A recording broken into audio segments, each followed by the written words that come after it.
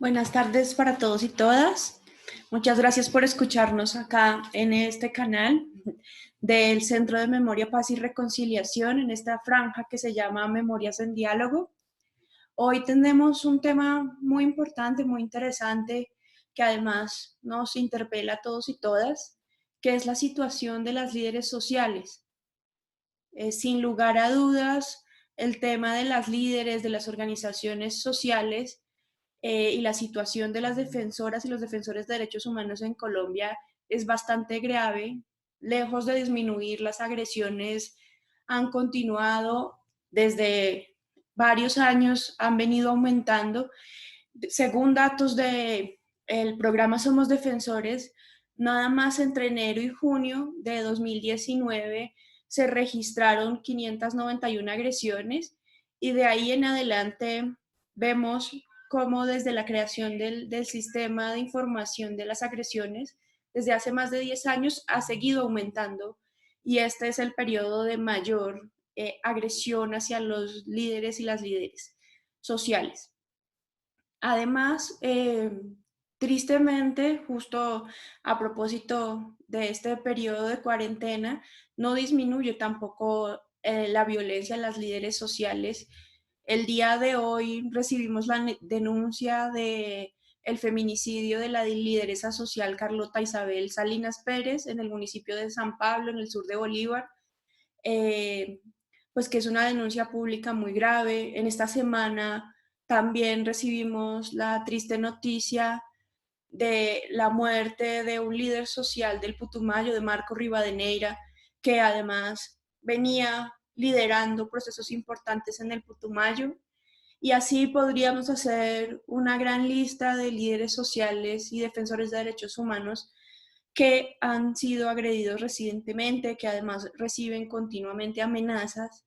Entonces, para hablar de este tema justo el día de hoy y para profundizar un poco más en algunas particularidades, tenemos a una invitada muy especial. Se trata de Diana Salcedo, que es la directora de la Liga Internacional de Mujeres por la Paz y la Libertad, LIMPAL Colombia.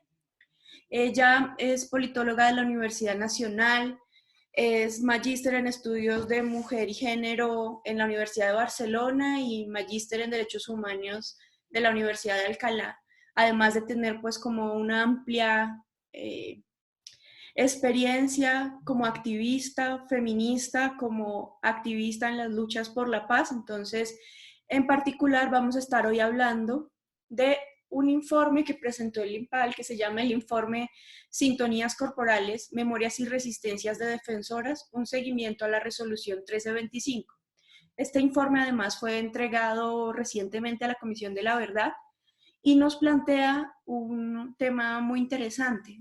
Eh, También quiero recordarles a todos y todas que pueden hacer preguntas, comentarios, interactuar, que la idea de este espacio es que sea realmente un diálogo y que podamos entonces interactuar entre todos y todas. La primera pregunta, hola Diana, ¿cómo estás? Buenas tardes a todos y a todas las personas que están conectadas y por darnos la oportunidad de compartir a través de este Facebook Live lo que ha significado la realización de este informe tras 21 años de trabajo en el acompañamiento a mujeres en los territorios en Colombia. Muchas gracias Diana por participar y muchas gracias pues a todos y todas por escucharnos y por que podamos dialogar. Cuéntanos un poco del informe, cuáles son las principales afectaciones psicosociales que tienen las líderes y defensoras de derechos humanos en Colombia.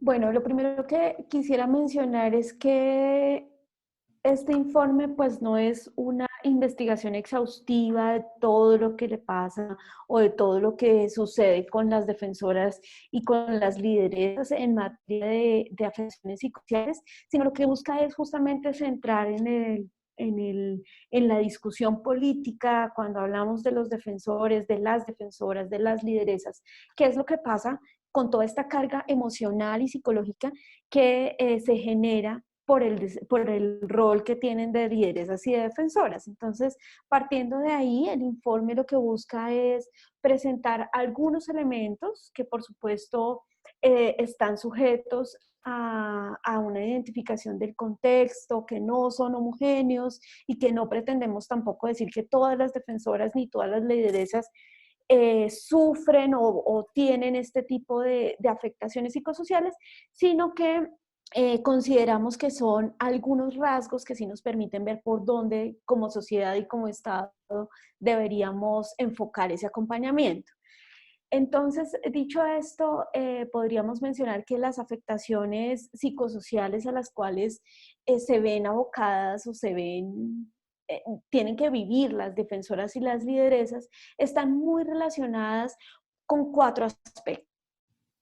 El primero con la estigmatización a la labor de defensoras de derechos humanos. Esta estigmatización que no pasa solamente por lo que la responsabilidad de la sociedad y de las comunidades, sino también que va más allá de eso y que nos interpela como Estado, cómo estamos dándole la importancia al rol de las defensoras de derechos humanos, a lo que ellas ejercen en los liderazgos y en tejer comunidad. Entonces, por un lado, estaría esas afectaciones que se producen producto de la estigmatización. Por otro lado, están las afectaciones psicosociales que se producen producto de la revictimización a las que ellas se ven sujetas por la interpelación que hacen de exigibilidad de derechos, especialmente ante, pues, ante el Estado, ante las diferentes instituciones del Estado. Por otro lado, está también las afectaciones a las cuales ellas se ven abocadas por la carga emocional que les significa el escuchar y la escucha de tantas historias de victimización en sus territorios. Y aquí quisiera señalar que hay que recordar quién es la defensora de derechos humanos, quién es la lideresa.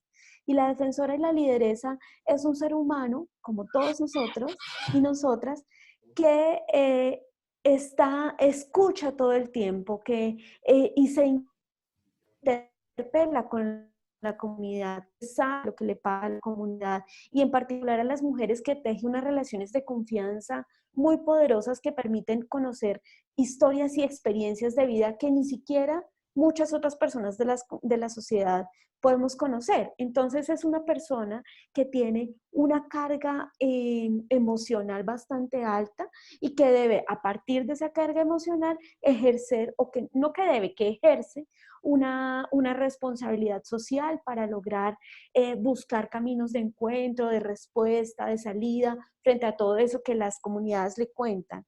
Ese sería el tercer aspecto que nosotras hemos identificado. Y también el cuarto aspecto es que muchas de las defensoras de derechos humanos no han elaborado un duelo realmente profundo frente a sus propias afectaciones y no han elaborado, por ejemplo, un proceso de sanación frente a sus propias afectaciones y aún así son defensoras de derechos humanos. Y luego en ese ejercicio de defensa de derechos humanos pues pasan cosas como las que tú mencionabas, Fernanda, al abrir este espacio, que es pues que son amenazadas, pero son también víctimas de asesinatos y de feminicidios por el hecho de ser defensoras de derechos humanos. Y eso genera, por supuesto, unas afectaciones que no solamente se dan hacia ellas, sino también que se extienden a la comunidad. Hay que recordar que cuando en un país como Colombia y en los territorios más alejados se ataca a una defensora de derechos humanos con la sevicia con la que se ve que se atacan en este momento a las defensoras, pues eso impacta a las comunidades y tiene un daño en el tejido social.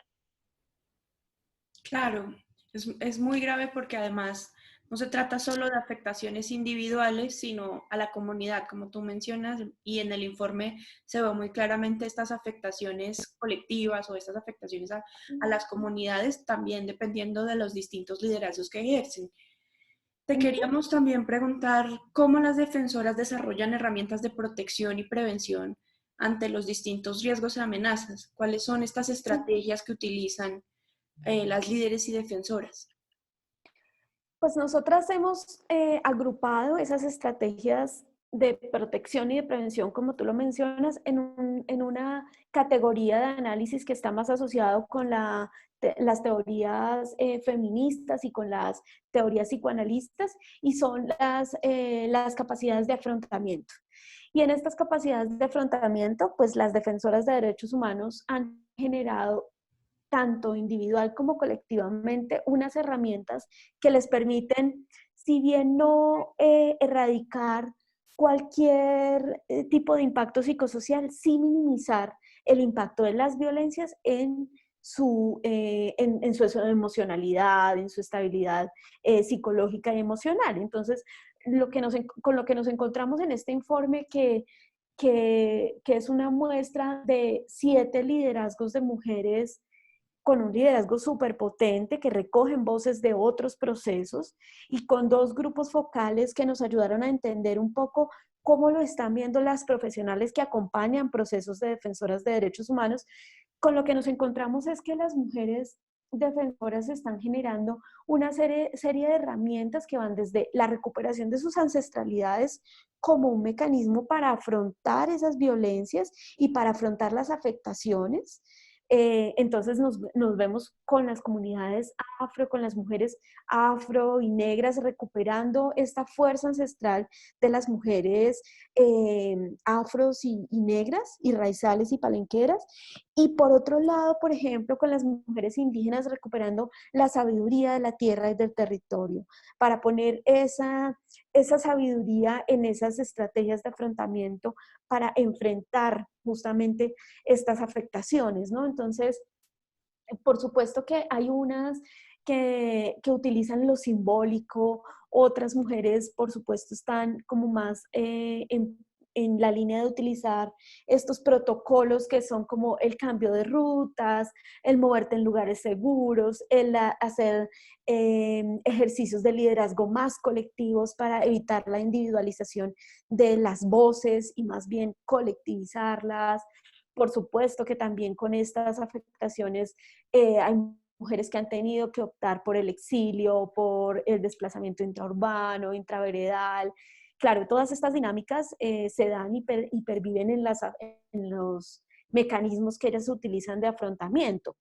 Pero también hay un elemento que nos parece muy importante y muy potente, y es cómo desde lo colectivo también se generan esos afrontamientos y esos mecanismos de protección y de prevención, no solo para exigirle a un Estado, que es el responsable y el obligado a brindar la protección y la prevención de todas las formas de violencia contra las mujeres y en particular de las defensoras, sino que también ellas mismas han generado estrategias para protegerse de manera colectiva. Cayó la transmisión. De defensoras y de lideresas, y uno no puede homogenizar, pero muchas de ellas, las que han accedido, por ejemplo, decía Diana en ese momento, como al conocimiento de la universidad. Ella, después de muchos años de ejercer prostitución, se formó como abogada, y lo que hizo con esta formación fue ponerla al servicio de la gente. Y para ella una manera de afrontar todo lo que le sucedía era a través del conocimiento. Entonces creo que ese también es un elemento muy valioso y muy significativo que podríamos rescatar.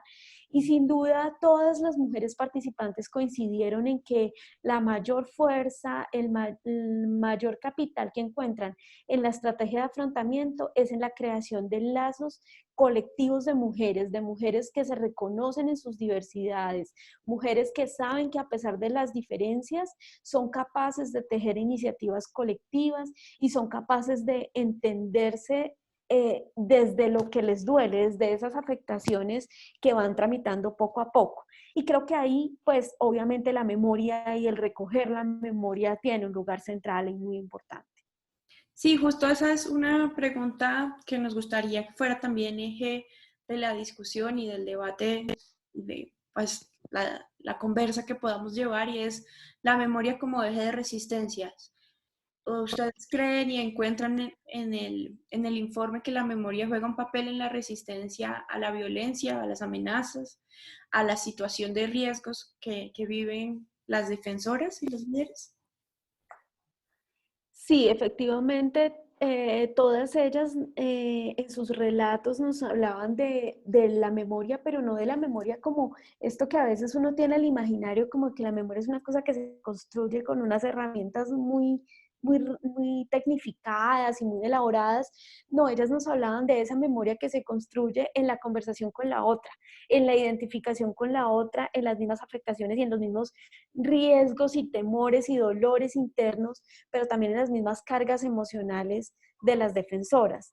Sin duda, la memoria como eje central para tejer resistencias es fundamental en la defensa de derechos humanos de las mujeres. Es como una de las herramientas que ellas más utilizan, porque la narran de diferentes maneras. Por ejemplo, en el meta se narran eh, desde unas lógicas de la construcción de la memoria a partir de su relación con la tierra y el territorio. Pero en Bolívar, por ejemplo, se narran las memorias también desde las prácticas del folclore, desde las prácticas de la cocina ancestral, de esto que también el centro ha sido muy rico desde creo que desde su constitución en recoger, y es todas estas historias de cómo las mujeres a partir de lo que hacemos con nuestras manos, tejemos memoria y construimos también escenarios de resistencia. Y ahí las mujeres defensoras, por lo menos con las que nosotras hemos hablado y a las que entrevistamos para el informe, eh, sí que muestran una construcción colectiva de la memoria. Y ese es un elemento muy bonito de la memoria, ¿no? Que la memoria no solamente es individual, sino también es colectiva y es sobre todo transgresora y sobre todo interpela a quien la escucha y a quien se deja tocar por esa memoria, ¿no? Y creo que esa también es una forma en la que no solo las defensoras, sino como sociedad podemos afrontar esas afectaciones en nuestra salud mental, en nuestra emocionalidad que tenemos simplemente por el hecho de habitar un país con una historia de guerra. Sí, clave eso que estás mencionando justo como de la memoria transgresora, ¿no? Como de la memoria colectiva, que ese es ya un gran camino que se ha abierto en el país, que se ha construido, que el Centro de Memoria, Paz y Reconciliación también en distintos espacios ha trabajado. Pero además, esto de la memoria transgresora, o no solo la memoria del pasado, o de hechos que sucedieron, o de hechos victimizantes, pero también para el futuro, ¿no? Como transgresora para interpelar el presente, para interpelarnos como sociedad, para también pensar la situación de las comunidades, de las mujeres líderes y de esa diversidad de las mujeres líderes.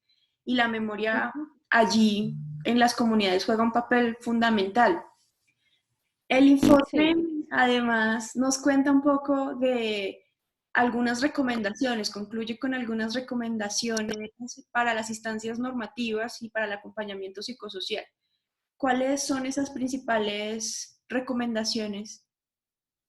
Sí, nosotras centramos las recomendaciones, por supuesto, como este es un informe que busca también interpelar lo que pasa en el marco de la resolución 1325, que no es otra cosa más que la participación de las mujeres en los procesos de construcción de paz, todo que ver con nuestro acuerdo de paz.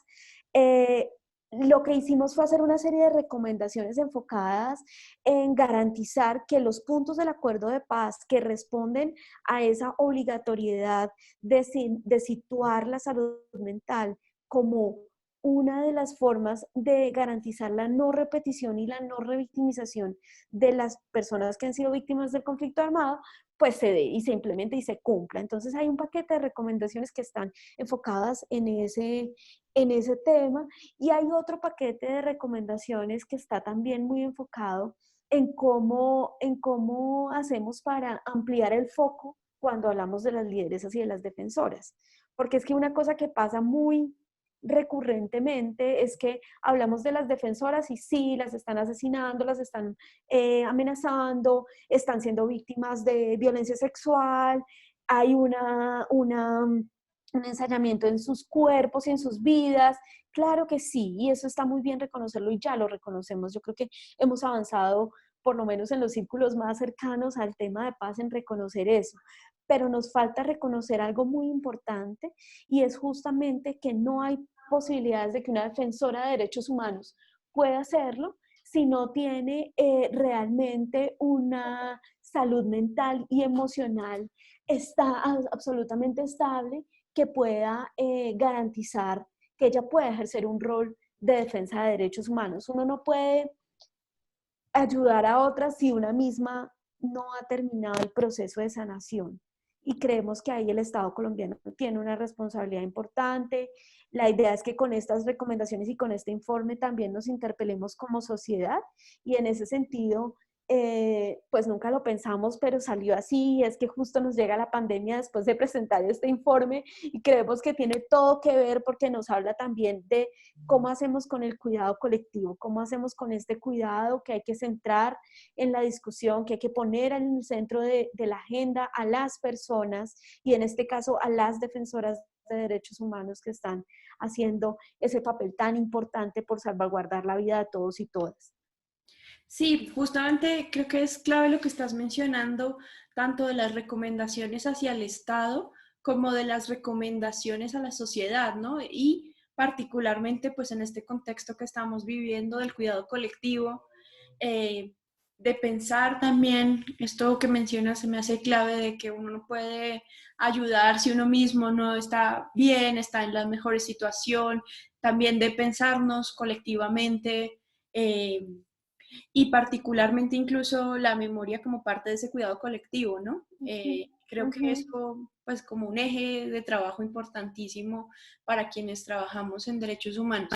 La otra cosa que resalta mucho de tu reflexión, que creo que está muy en relación, nosotros para hacer estos diálogos les estuvimos compartiendo unas encuestas en las redes sociales, creo que algunos de ustedes las revisaron, votaron y de hecho uno de los temas que la gente quiere conversar muchísimo es de el acuerdo de paz. Tú mencionas cómo pues la resolución Sí. de pronto sería interesante que nos contaras un poquito más de la resolución, pero más allá de la resolución, en la práctica como de esta perspectiva de construcción de paz desde las mujeres, porque ese es un tema que al, que a la sociedad colombiana y en particular sé que a varios de los que están ahorita conectados les interesa mucho un poco la situación de la construcción de paz, del acuerdo de paz, pero más allá de eso, del trabajo cotidiano de las líderes y defensoras en la construcción de paz y de pronto un poco la resolución. Sí, pues para concretar un poco esta pregunta que haces, pues mira, yo creo que eh, voy a empezar por el tema de la resolución. La resolución 1325 del 2000 es un instrumento de Naciones Unidas que hace parte de la Agenda Mujeres, Paz y Seguridad, que interpela a los estados haciendo recomendaciones sobre la necesaria participación de las mujeres en todos los escenarios de construcción de paz, antes, durante y después de la firma de acuerdos de paz. Y es una resolución que, pues como les digo, es del 2000 y tras 20 años que cumple este año, no ha sido adoptada mediante un plan nacional de acción por el Estado colombiano, pese a ser signatario de la resolución. Okay. Eso, ¿qué es lo que ha hecho? Que nosotras como organizaciones de la sociedad civil y como movimientos de mujeres, pues intentemos que esos elementos de la normativa internacional que hacen parte de la agenda de mujeres, paz y seguridad, pues se traduzcan en garantías para que las prebendas que están, las medidas que están en el acuerdo de paz para las mujeres se materialicen. Entonces hacemos una lectura frente a esos dos temas y por supuesto para nosotras es central el acuerdo de paz. Creemos que sin la implementación adecuada del acuerdo de paz, más allá de hablar de las defensoras y de las lideresas, pues no va a haber un piso sólido con el cual construir una sociedad distinta, una sociedad que rompa las barreras de la desigualdad estructural, de las desigualdades estructurales y menos de las opresiones de las que hemos sido víctimas las mujeres, pero también otras comunidades en un país como Colombia.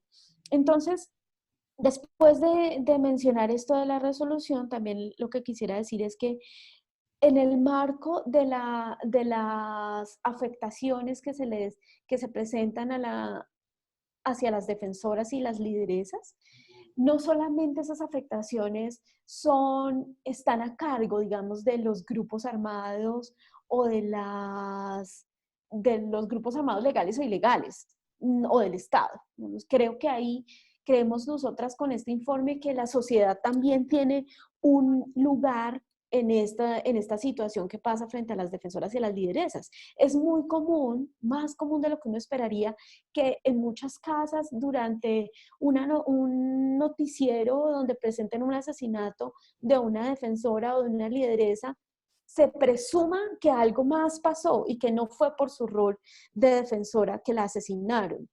O cuando una mujer es víctima de violencia sexual y también tiene un ejercicio de liderazgo, de defensa de derechos humanos, también es muy común que en las comunidades se escuche decir que pues es que andaba muy en la calle o estaba muy en lo público, ¿no? Que vuelven y caen estos estereotipos que fue con el primer punto con el que iniciamos este diálogo y que se reflejan mucho en lo que como sociedad hacemos para continuar y mantener esas victimizaciones que son invisibles, que no tenemos cómo cuantificarlas. Yo no les puedo decir que todas las personas pensamos así, pero lo hemos escuchado. Yo creo que quienes estamos conectadas en esta conversación lo hemos escuchado y hemos visto que muchas veces eso también se refleja en la institucionalidad. Entonces, eso tiene un correlato también en la manera en la que se generan la función pública y en la manera en la que se construyen también políticas públicas, leyes, propuestas y demás en el Congreso de la República y en el Ejecutivo. Eso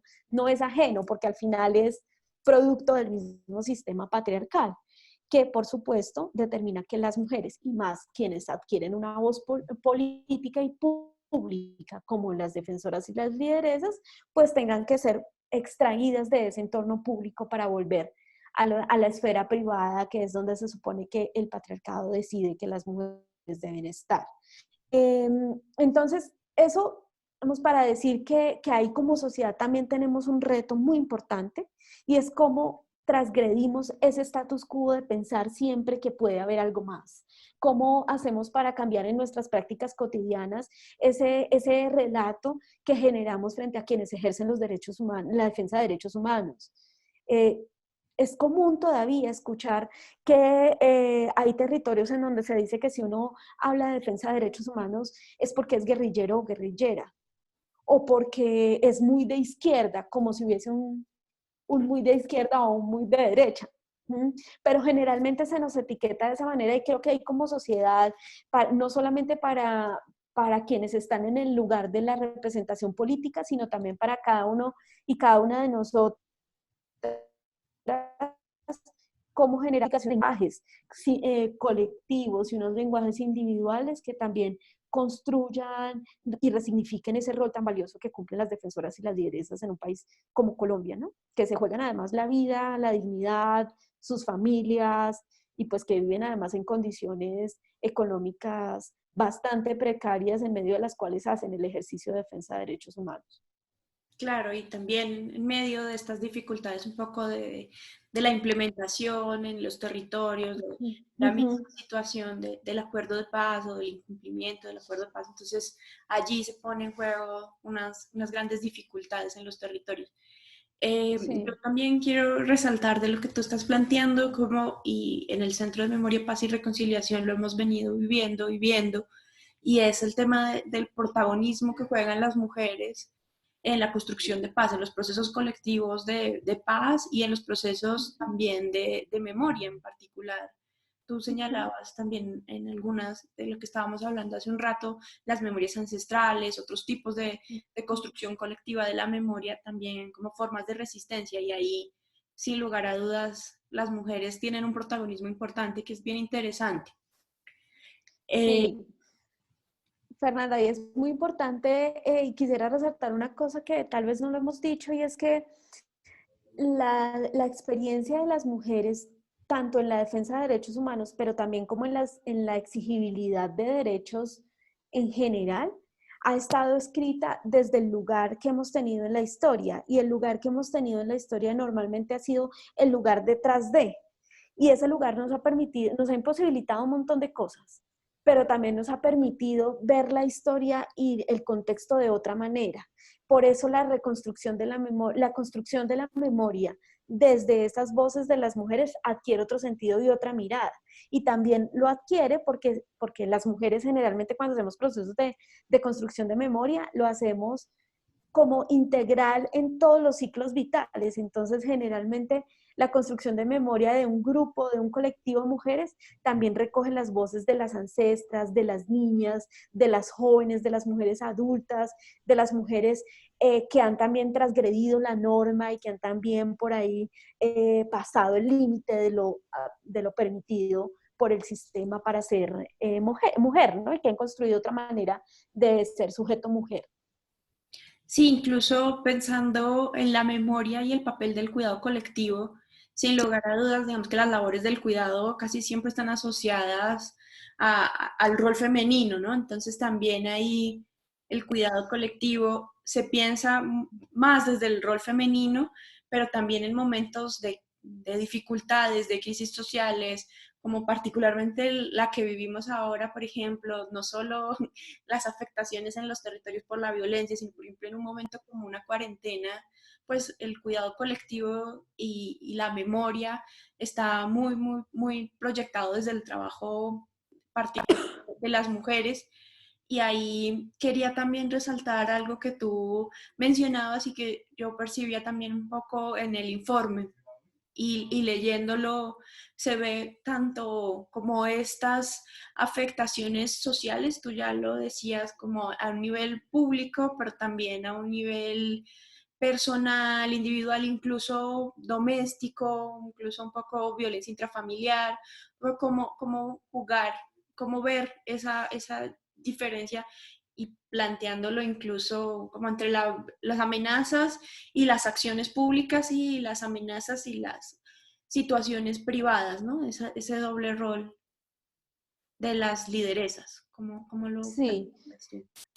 dos cosas. Primero, quisiera decir que las defensoras de derechos humanos y las lideresas no son únicamente defensoras del acuerdo de paz. Y eso es fundamental porque a veces cuando hacemos la conceptualización de las defensoras, pensamos que son únicamente las que están asociadas con el tema de restitución de tierras, con el tema de derechos de las víctimas, con el sistema integral de verdad, justicia y reparación, pero ahí siempre se nos queda por fuera el otro porcentaje muy importante de mujeres que hacen defensa de otro tipo de derechos, que por supuesto para nosotras, entendiendo que la paz es un asunto integral, pues también tienen que ver con la paz, pero que hacen, por ejemplo, defensa de derechos sexuales y reproductivos, derechos de poblaciones específicas, de orientaciones sexuales diversas, entre otros. Eso por un lado. Por el otro, quisiera también mencionar que eh, el tema del cuidado ha sido históricamente asociado, como tú bien lo dices, al rol de las mujeres. Yo no sé si de lo femenino, yo ahí tengo una discusión, pero sí al rol de las mujeres. Y cuando hemos asociado y normalizado que el cuidado está en cabeza de las mujeres, pues hemos pensado que uno, no pasa por el Estado, y dos, tampoco pasa por el resto de los miembros de la sociedad. Entonces las mujeres y las mujeres, sobre todo las mujeres adultas, son las encargadas del cuidado en la sociedad y son las que soportan no solamente el cuidado, sino diría yo, parangonando un poco a teóricas feministas ancestrales, hacen la reproducción de la vida. Sí. ¿Sí? Y ese reproducir la vida va desde el cuidado del otro y de la otra, la preparación de alimentos, pero también el cuidado de la tierra, o sea, tiene un montón de elementos y un montón de elementos en los que las mujeres han sido pieza clave y hemos estado ahí de manera permanente y constante. Claro, ¿qué pasa en situaciones donde estamos al extremo, como esta? ¿Qué pasa en momentos en los que la vida y la tierra nos interpela para decir cuál es el centro de la prioridad? Y ahí creo que la reflexión, por lo menos la que nosotras estamos intentando hacer, basadas en nuestra experiencia de acompañamiento psicosocial y emocional, pero también en el trabajo político, es entender que el cuidado es un asunto político, que tiene que tener una agenda política y una agenda pública, y que tiene que tener un avance en la conciencia social para entender que el cuidado no solamente es el de la mamá que se cree que además naturalmente tiene que cuidar al niño y a la niña y no cansarse absolutamente nunca de ese cuidado, porque parece que estuviera implícito en nuestros genes como mujeres, pues hacer de eso una cosa colectiva y colectivizada, que también es muy importante. Por ejemplo, pensarnos desde la economía del cuidado, pensarnos desde la necesidad de un sistema de cuidado público que nos enseñe cómo hacer este cuidado de manera colectiva es fundamental. Y creo que esa va a ser una de las grandes lecciones que nos va a dejar la pandemia, ¿no? Justamente cómo aprendemos a cuidarnos individualmente, porque a veces salimos a trabajar y se nos olvida que hay que cuidarnos y el trabajo lo es todo en la vida. Eh, o cuidar a otros a veces es lo más fácil en vez de cuidarse de uno mismo. Y también cómo responde un Estado a ese cuidado que se necesita, ¿no? ¿Cuál es la red de cuidado que tiene un Estado como el colombiano en una situación como esta? Sí, y también incluso para la gran discusión de la situación del cuidado o de la protección o de las garantías que puede dar el Estado hacia las líderes sociales, hacia los defensores de derechos humanos, hacia, bueno, que eso ya también ha sido parte de una reflexión que ha venido desarrollando gran parte de las organizaciones que acompañan líderes sociales, ¿no? De la ausencia de garantías, de la ausencia de protección hacia los líderes sociales. Eh, Quería más en concreto, ya has dado varios mensajes y tips en este sentido, pero más en concreto quería preguntarte, ¿qué puede hacer quienes nos están escuchando y la sociedad por los líderes sociales? ¿Cuál es ese papel en específico para los ciudadanos? ¿Qué cositas que tú creas que son fundamentales para acompañar a las líderes y a las defensoras de derechos humanos? Bueno, yo creo que lo primero es combatir la estigmatización, los juicios internos que tenemos. Entender que una sociedad que transita hacia la paz tiene que tener unos liderazgos sociales fuertes, que detrás de esos liderazgos no está ni Superman ni Batichica, sino seres humanos como cada uno de nosotros y de nosotras, y que esas personas tienen también unas necesidades, unos impactos y tienen también unas apuestas individuales y colectivas. Y creo que si como sociedad logramos interiorizar eso, avanzamos en exigirle al Estado también garantías para ese ejercicio de la defensa de derechos humanos. Por supuesto, y nunca nos cansaremos de decir que cada uno de nosotras, cada uno y cada una tiene un rol en esta sociedad que es muy importante. Si usted es docente, pues sencillo, ponga voces de las mujeres defensoras de derechos humanos en sus ejemplos de clase, en sus textos. Si usted es gerente de una empresa, pues trate de romper con el canon de lo que siempre se ha hecho y ponga la voz ahí de las defensoras, promueva campañas para la no estigmatización del ejercicio de defensa de derechos humanos. Realmente en este país asesinan a la gente solamente por la intuición de que algo va a hacer. Sí, ni siquiera por un hecho concreto. Y a los defensores y a las defensoras de derechos humanos, cuando empiezan a hacer la piedra en el zapato, es que empiezan las amenazas y los riesgos inminentes. Entonces, el llamado es que como sociedad podamos abrazar un poco y arropar ese ejercicio que hacen los líderes, las lideresas, los defensores y las defensoras, y que por supuesto también generemos espacios de discusión frente a estos temas, que no tengamos como miedo, ay, no, es que como eso es político, yo no me meto en esto, no, todo lo que uno hace en la vida es político. Las conversaciones cotidianas, el plano ético y tal, para que podamos salir adelante en medio de todo lo que nos ocurre, porque no solo es el conflicto, es la desigualdad estructural, es la pandemia, es el efecto de los sistemas capitalistas, es el racismo, es tantas cosas. Para salir adelante de eso, necesitamos cualificar, proteger y garantizar la vida de los defensores y las defensoras de derechos humanos.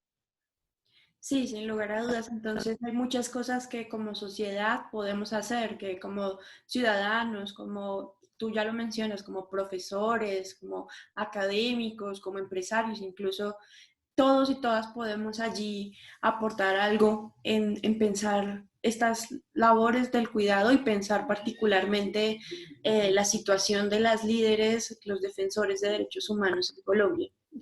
Eh, Quiero aprovechar que ya tenemos dos preguntas del público. Hay una primera pregunta que nos hace Sato en el Facebook, que nos pregunta si hay alguna diferencia de clase en el cuidado respecto a las mujeres defensoras o líderes sociales. El- la pregunta la entiendo también en la perspectiva que tú estás mencionando ya un poco de la situación de clase o las diferencias de clase. ¿Cómo lo ves tú? Sí, pues sin duda no es lo mismo ser una defensora de derechos humanos sentada aquí en el confort de mi casa que sentada en Vista Hermosa Meta, donde además de la historia de conflicto armado persisten las desigualdades estructurales y el conflicto sigue vigente. Obviamente no es lo mismo el privilegio que podemos tener algunas personas para ejercer nuestro derecho a la defensa de derechos humanos que otros. Nosotras sí hemos visto una diferencia abismal en eso, ¿no?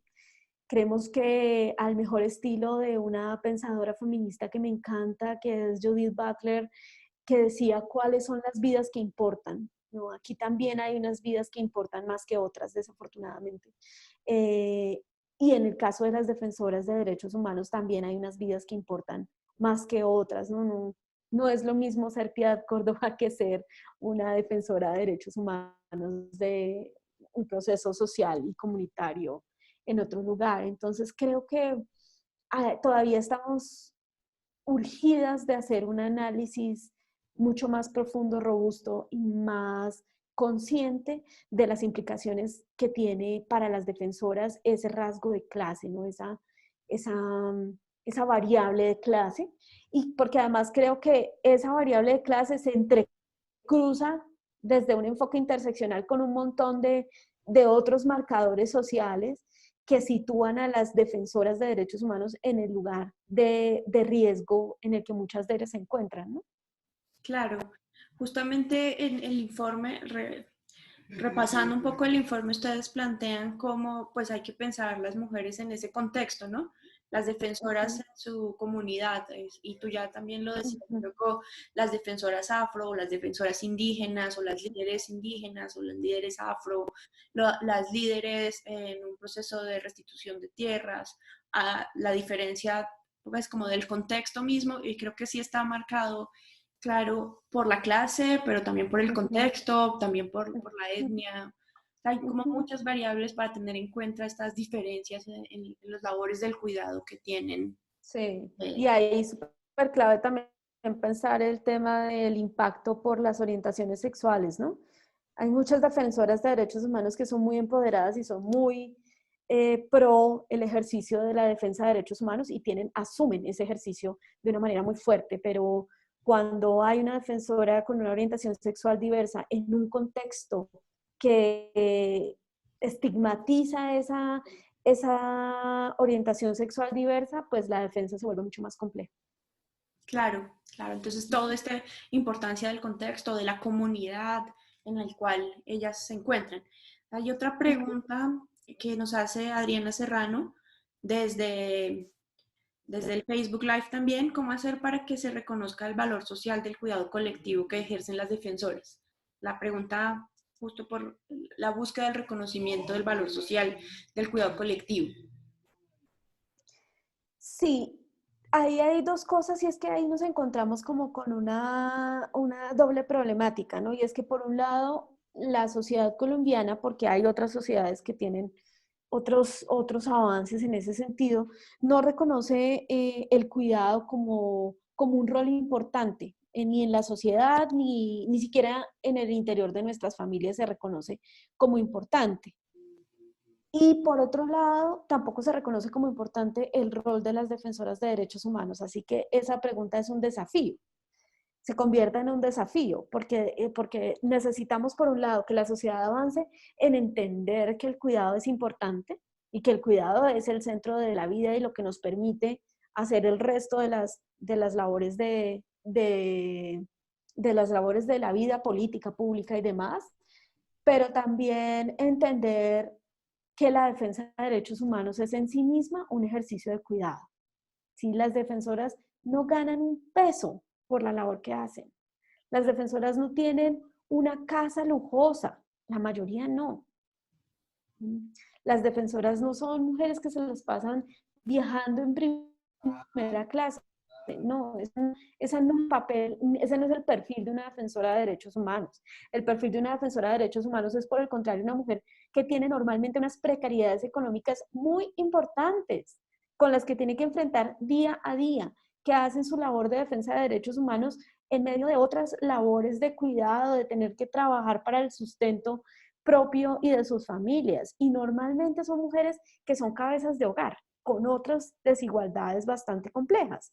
Entonces, creo que es un desafío, y gracias a Adriana esa pregunta, porque creo que como sociedad tenemos que hacer el clic en que defender los derechos humanos es en sí misma una acción de cuidado de la sociedad, de cuidado del país, de cuidado del acuerdo de paz que es tan importante y que es un bien público, y también del cuidado de quienes ejercen ese rol, ¿no? Yo puedo no ser defensora de derechos humanos, pero puedo tener una acción positiva para que las defensoras de derechos humanos tengan mejores condiciones para ejercer ese rol. Sí, por supuesto, tú dices acá una cosa fundamental y es que justo pues la defensa de derechos humanos es una labor de cuidado colectiva, es una labor de cuidado comunitaria. Para nuestro tema, pues también la memoria es una labor de cuidado, justamente, Uh desde -huh. las formas Uh -huh. de resistir a estas violencias, a la pandemia, bueno, tantas, tantas amenazas Sí. que vivimos. Nos piden también desde el Facebook un poco profundizar en esta pregunta de la clase, justamente parece que hay como mucho interés en ello. Si el cuidado, si tú crees que estas labores de cuidado están más en manos de, entre comillas, pobres o en condición de vulnerabilidad. Si las líderes también, y tú ya lo mencionabas, hay como unas violencias estructurales hacia ellas. Sí, pues yo pondría como la pregunta retomar esa pregunta como en dos niveles. Un nivel es frente al tema del cuidado propio, digamos, de la reproducción de la vida, para ponerlo en términos generales. Uh-huh. Por supuesto, y no soy yo quien para decirlo, sino las economistas feministas, las que han abordado en estudiar esto de manera estructural y sistemática, que nos recuerdan que evidentemente el sistema de cuidado y de la reproducción de la vida ha estado en cabeza de las mujeres y de las mujeres más pobres, porque quienes van a la casa de otras personas a cuidar y a ejercer todas estas labores de reproducción social son las mujeres más pobres. Uh-huh. Entonces, claro que ahí hay una connotación de clase. Y además de eso, hay una connotación también de raza, comillas, etnia, muy importante. Sí, que ahí también habría que hacer ese análisis. Frente a las lideresas y a las defensoras de derechos humanos, como mencionaba, yo creo que hay diferentes tipos de liderazgo y de defensa de derechos humanos. O sea, yo no puedo decir que es menos defensora la que tiene que la que no tiene. Sí, yo eso no lo puedo, creo que no sería ético decirlo porque no hay como un molde para decir quién puede ser defensora y quién no. Pero lo que sí es que la generalidad de lo que nosotros hemos visto es que las defensoras son las mujeres con mayores precariedades económicas, sociales y con mayores dificultades para acceder al ejercicio pleno de sus derechos. Sí, no son las que lo tienen todo quienes ejercen un rol protagónico en la defensa de derechos humanos, aunque seguramente hay mujeres brillantes que lo hacen desde su privilegio y también, pues, no hay que satanizar el privilegio, digamos, ni estigmatizar el privilegio, pero sí hay que ver si tienes el privilegio, qué es lo que haces con el privilegio, ¿no? Claro. Y ahí juega como un tema importante como el cuidado colectivo, ¿no? Como ahí sí, estar todos también en mejores condiciones, ¿no? No se trata entonces de Sí. estar todos en peores condiciones, sino cómo nos cuidamos colectivamente. Y a partir de allí yo quisiera, llega una pregunta también desde Adriana Rojas, ¿cómo nos podemos cuidar entre nosotras? Pero además ya has mencionado varias cosas de ello, pero además la quiero justo conectar en específico con cuáles son las recomendaciones en este momento pues, de la pandemia, de la situación de cuarentena, ¿qué recomendaciones desde el trabajo que ustedes realizan nos pueden dar para pensar el cuidado colectivo, estas estrategias de feministas, de cuidado psicosocial ante la situación que estamos viviendo? Sí, nosotras hemos estado reflexionando mucho estos días porque también pues como mujeres a cada una de quienes trabajamos en la organización pues nos interpela un momento como este, ¿no? Nos interpela individual y colectivamente.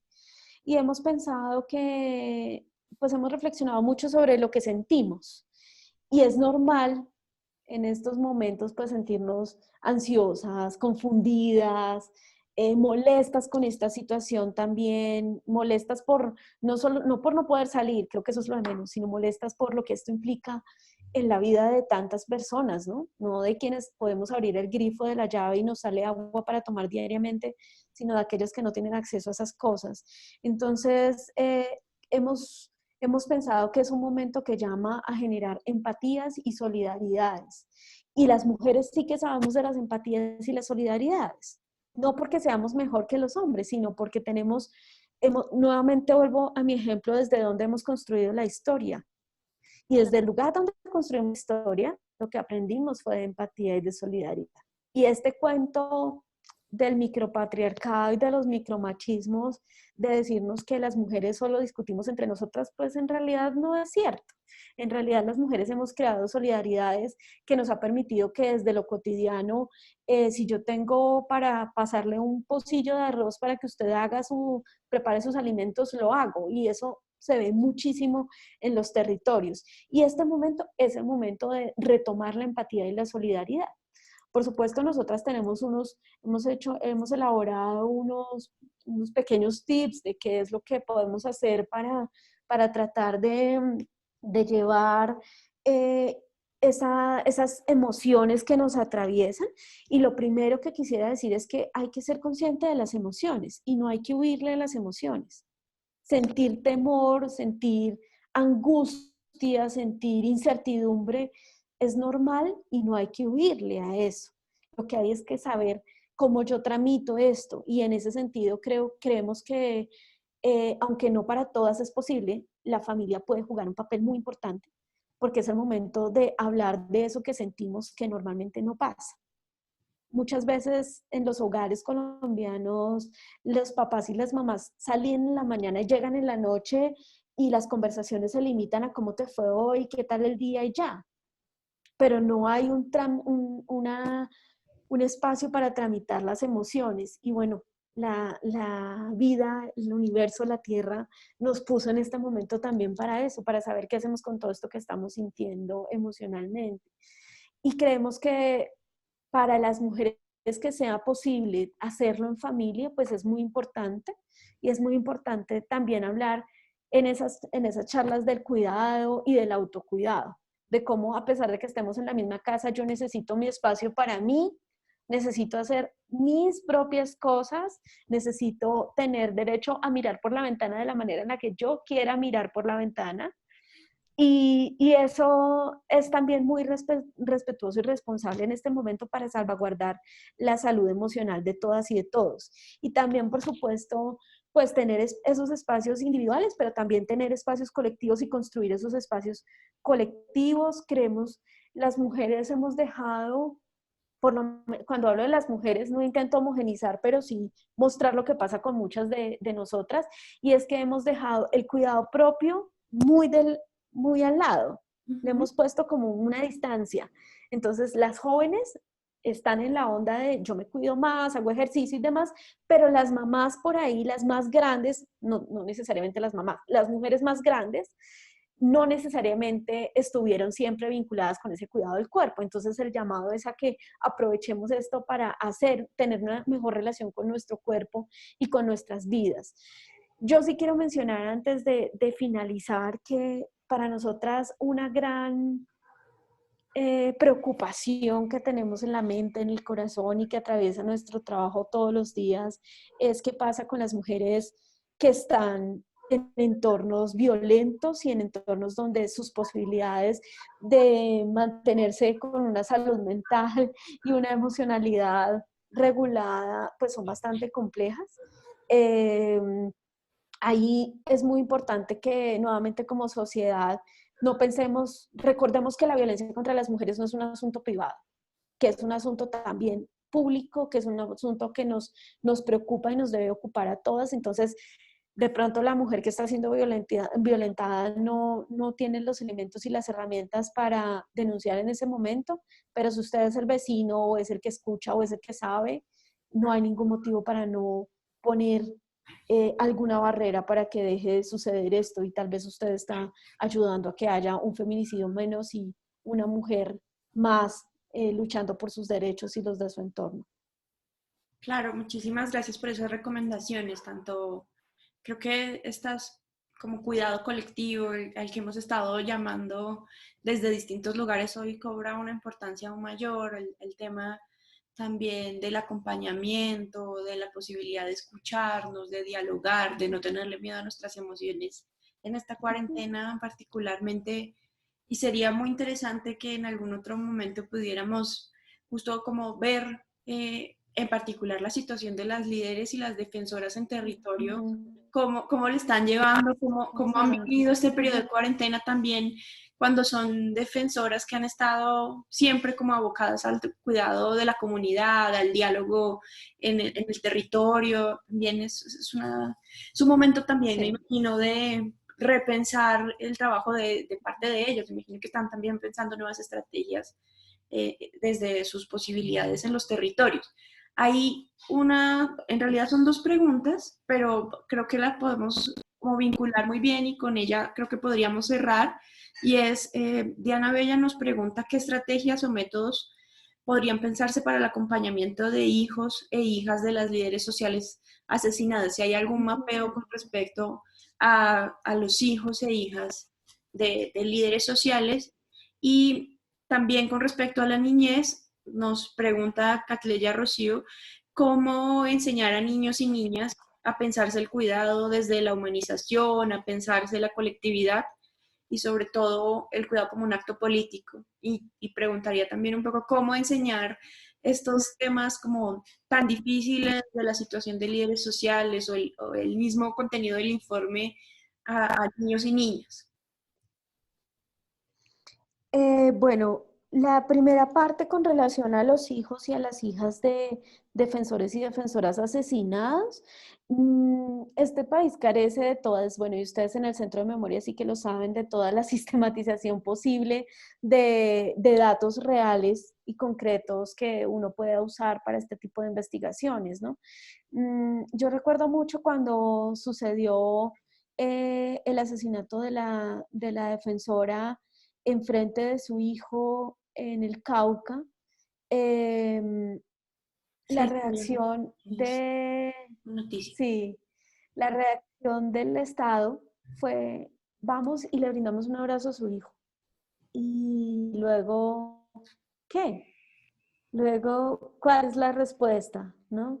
Y yo creo que ahí el Estado y como sociedad sí tenemos una deuda pendiente con qué pasa con estas personas que quedan, no solo hijos e hijas, sino su familia en sí misma. O sea, uno puede ver, evidenciar esto en el caso no solo de Colombia, sino por ejemplo lo que pasó con Berta Cáceres. ¿Qué pasó después del asesinato de una lideresa como Berta Cáceres, ¿no? Que no es solamente su familia, sino su comunidad. Y ahí los niños y las niñas, yo creo que como en muchas de las políticas del Estado no están, no están ahí. Si uno revisa el programa integral de defensoras de derechos humanos que tiene Colombia, después de 6 años de haber estado insistiendo como movimiento social en la necesidad de un programa así, las estrategias para el trabajo con las niñas y los niños hijos de defensoras son muy pocos, son mínimos. Y ahí creo que hay una deuda pendiente y un camino que además sería muy bonito que alguien pudiera investigar y apoyar en esa línea. Frente al tema del cuidado, cómo enseñar el cuidado en niños y en niñas. Hay unas estrategias pedagógicas muy, muy bonitas de la pedagogía viva y activa que son nuevas nuevas maneras de generar conocimiento con los niños y las niñas, y que les enseñan justamente no desde el aprendas de las tablas, sino desde las metodologías que ponen en el centro a los seres humanos. Y las primeras reflexiones y análisis no son de dónde es el 2 más 2, sino qué le pasa a usted como niño y niña en una sociedad como esta, ¿no? ¿Qué le interpela desde su ciclo vital? Y creo que este tipo de pedagogías que pasan más por la revisión del cuerpo y de las experiencias vitales para los niños y las niñas, los ubican en otro lugar. Entonces no, ya no va a ser lo mismo después tener un niño y una niña que ha pasado por este tipo de educación a un niño y una niña cuyo coeficiente intelectual es muy alto, pero por ahí no se ha hecho la reflexión de qué pasa si mi mamá no está un día en casa, ¿no? Eso es lo formal, también de manera, desde la sociedad, pues hay muchas herramientas. Yo creo que no solamente los papás y las mamás somos los llamados a apoyar en este proceso de transgresión también de cómo hacemos la maternidad y la paternidad y ponemos en el centro el cuidado, sino también todos los miembros de las familias, los amigos, la gente que está cercana a los niños y a las niñas tiene esa labor también, no solamente los papás y las mamás, creo que como sociedad tenemos que hacerlo. Y creo que ahí lo más importante es valorar la voz de los niños y de las niñas, escucharles permanentemente, interpelarnos sobre lo que sienten y piensan. Y en esta época de pandemia eso es muy importante, porque los niños y las niñas viven en un mundo del juego. Y si uno como adulto no entra en ese mundo del juego y desde ahí no genera reflexiones que le permitan entender qué les está pasando por la cabeza, pero también por el cuerpo, por las emociones a los niños y a las niñas en esta época, pues vamos a tener situaciones complicadas también con ellos y ellas después de una situación como esta. Muchísimas gracias, Diana. Creo que ha sido una conversación muy, muy interesante que podemos mantener como este diálogo. Creo que nos ha aportado muchísimo a temas que consideramos claves, que además nos das unos tips buenísimos para pensar este momento. Eh, yo quiero resaltar como algunas cosas que ya mencionaste, pero este tema del cuidado como una necesidad de política, tanto social, pero también pública, más en una situación de pandemia, pero en general de la situación de amenazas que viven las líderes y los líderes. Para el centro de memoria, también lo que tú señalabas de la memoria transgresora o de lo que nosotros hemos venido denominando una construcción de memoria para el futuro, para pensar también el presente, no solo como reflexión del pasado. Creo que nos das allí buenas, muy buenas ideas y por supuesto para seguirnos pensando la construcción de paz en colectivo, la misma situación de los líderes y las líderes y del ejemplo que son ellos para nuestro trabajo, para nuestras experiencias vitales, la memoria también como pues eso que dices de no tenerle miedo a las emociones y al final también la memoria pasa por el cuerpo, por la emoción, por todos estos temas. Entonces, muchísimas gracias a ti, por supuesto también a todos quienes se conectaron, a todas y todos los que hicieron preguntas, los que han estado ahí pendientes, les invitamos también, vamos a seguir con esta franja del diálogo, de las memorias en diálogo. Tenemos unas encuestas en las que los estamos invitando a que visibilicen, a que nos cuenten qué temas les gustaría estar dialogando y por supuesto esperamos que lean, que revisen este informe que sacó, del cual nos está hablando Diana, que sacó el INPAL y que allí vamos a tener también difundiéndolo en nuestras redes para que lo revisen. Eh, pues por eso los esperamos también en próximos diálogos. Muchísimas gracias, Diana. No sé si quieres decir algo más. ¿Sabes? Muchísimas gracias al centro, muchísimas gracias a todas las personas que se conectaron. Realmente es emocionante poder tener este tipo de diálogos. Nos hace sentir más juntos, más conectadas, más unidas que nunca para hacer frente a la situación y también pues simplemente recordarles que la lucha Las luchas feministas, las luchas por los derechos de las mujeres también son luchas para garantizar todos los derechos de toda la sociedad y en ese sentido invitar a que cada vez se sumen más personas a interpelar estos espacios y a construir este conocimiento colectivo. Muchísimas gracias y a todos los esperamos en una nueva franja en diálogo.